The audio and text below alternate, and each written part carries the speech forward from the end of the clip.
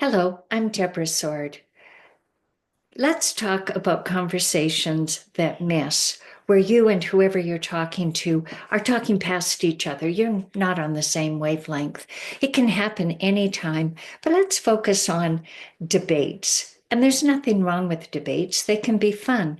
But sometimes debates become so emotionally heated that communication breaks down. That's when it's especially important that you know how to have a conflict competence to deal with that talking past each other. That happens often when we listen to the other person, either not at all or just enough to dismiss what they say or to disagree and pick apart their point of view. Perhaps you recognize this common pattern. A belief gets challenged, someone gets defensive, the debate turns personal, and then the conversation escalates from a misunderstood belief to someone feeling attacked. Suddenly, you aren't someone with a different opinion than mine. Now I believe you've judged my opinion as stupid, maybe even an immoral idea.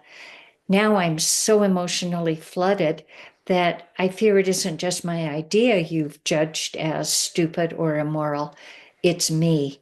I'm triggered then to protect what I believe, what I value, and who I am. It's hard to hold a rational discussion with someone I see as my attacker. Common advice in these situations can be easy to give, but hard to practice. It's suggested that you have a neutral body language, speak calmly, use anecdotes from your experience on the topic. I've spent decades managing conflict, and sometimes I find that difficult. But there are two conflict competence skills you can use to interrupt this pattern cycle of defending, defensiveness, emotional flooding, personalizing, feeling attacked, battling rather than debating. So I hope you'll find this first suggestion somewhat easier. I suggest you hold the thought that what the other person says is based on a value, an identity, or facts they accept as true. Now, you may find their facts or their thoughts irrational, maybe even offensive, maybe delusional, whatever name you pick. But the person you're debating likely doesn't see themselves as evil or dumb or gullible. You and your debating partner will talk past each other until one of you changes the script. In the pattern of heated debate, another script to interject might be, I'm getting defensive and starting to feel attacked, which might not be your intention. My intention in this discussion is to, and then you fill in whatever your intention is, and that opens the conversation for them to say what their intention is. You're checking in with each other.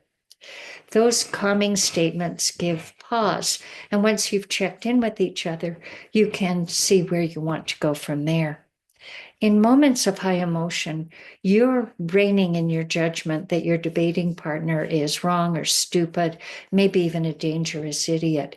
They might be, but you won't know for sure if you don't practice your conflict competence. Check in with them and pause to change the script. The second conflict competence skill is to find areas of agreement. Talking past each other happens when no one notices or seeks or points out areas of real or potential agreement. In heated debates, it's hard to accept each other's points of view. If you believe you're correct, their beliefs must be wrong. Hey, guilty as charged, and their evidence isn't enough to convince you, and you're the judge of their opinions, just as they're the judge of your opinions. So you might interject with, I believe what I'm saying, so I accept that you believe what you're saying. What facts or opinions have you heard either of us say, if any, that we agree on? Or what beliefs have you heard that we share?